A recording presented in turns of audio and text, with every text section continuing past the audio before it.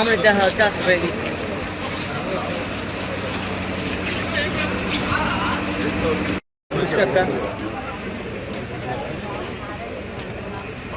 भाई बाबू तुम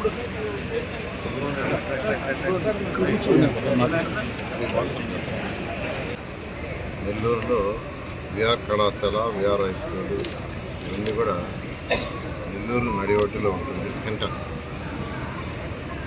ఈ స్కూల్లో చదివి ఎంతోమంది అక్షరాలు ఎంతో ఉన్నత స్థాయికి పోయిన ఉన్నారు. నేను కూడా ఈ స్కూల్లో చదివాను, ఇదే కాలేజీలో చదివాను, ఇక్కడే ఉద్యోగం చేశాను.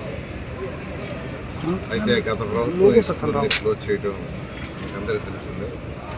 అయితే 14-19లో మంత్రిగా ఉన్నప్పుడు ఇదే స్కూల్ పైన క్లాస్ రూమ్ ఖాళీగా ఉంటే 11th క్లాస్ 12th క్లాసు ఒక 300 మంది విద్యార్థులకు రెసిడెన్షియల్ పెట్టాను. ఇంటర్ తోటే ఫౌండేషన్ ఐఐటి 150 మంది నెల్లూరు కార్పొరేషన్లో వాళ్ళు, 150 మంది ఇతర జిల్లాలలో కూడా చాలా చక్కగా జరిగింది. ఎంతోమంది పిల్లలు ఐఐటి ఎన్ఐటి మెడికల్లో జాయిన్ అయ్యారు. అయితే దురదృష్టం ఏంటంటే గత ప్రభుత్వం హాస్టల్ తీసేస్తుంది. అయితే ఎలక్షన్స్ ముందు నేను నెల్లూరు ప్రజలకు ప్రామిస్ చేశాను, ప్రభుత్వం రాగానే ఈ స్కూల్ని రీఓపెన్ చేస్తానని, ఒక మంచి స్కూల్గా పేదలు నిరుపేదలకి ఒక మంచి హై క్వాలిటీ ఆఫ్ ఎడ్యుకేషన్ చేస్తాను.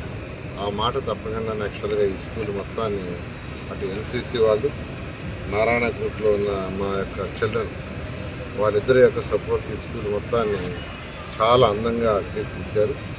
ఇందులో పిల్లలకు కావాల్సిన అన్ని ఫెసిలిటీస్, అంటే మ్యూజిక్ రూమ్ కావచ్చు, డ్యాన్స్ రూమ్ కావచ్చు, రోబోటిక్ రూమ్స్ కావచ్చు, కంప్యూటర్ రూమ్స్ కావచ్చు, physics chemistry biology rooms, activity rooms, అది కాకుండా చక్కగా బయట స్పోర్ట్స్, డిఫరెంట్ స్పోర్ట్స్ యాక్టివిటీస్ ఇవన్నీ చాలా చక్కగా ఏర్పాటు చేశారు.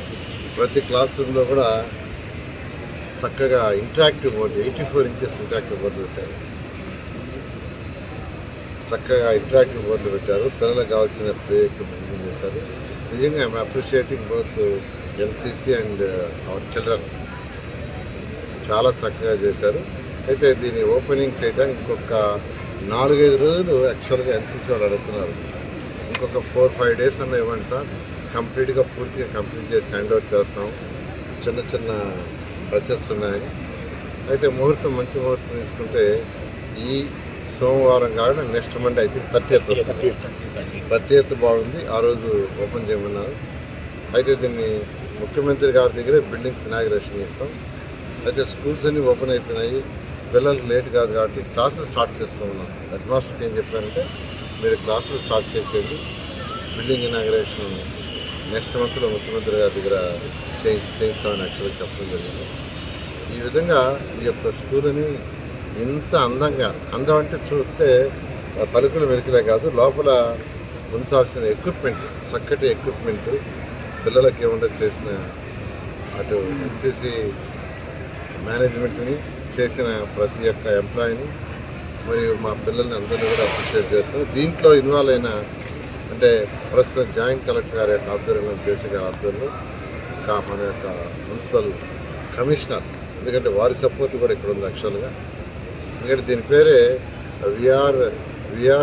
విఆర్సీ మున్సిపల్ స్కూల్ అని పెట్టాం.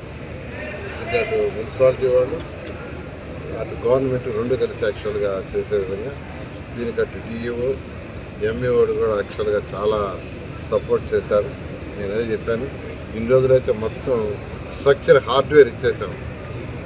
ఇంకా పిల్లలకి చక్కగా చదువు చెప్పే కార్యక్రమం చేయాలని యాక్చువల్గా ఇవాళ జేసీ గారు, మున్సిపల్ కమిషనర్ గారిని, డిఈఓని, ఎంఈఓని ప్లస్ టీచర్లందరినీ కూర్చొని వాళ్ళందరితో కూడా డిస్కస్ చేయడం జరిగింది. కాబట్టి 30వ తేదీ నుంచి స్కూల్లో పిల్లలకు చదువు పాఠాలు చెప్తారు.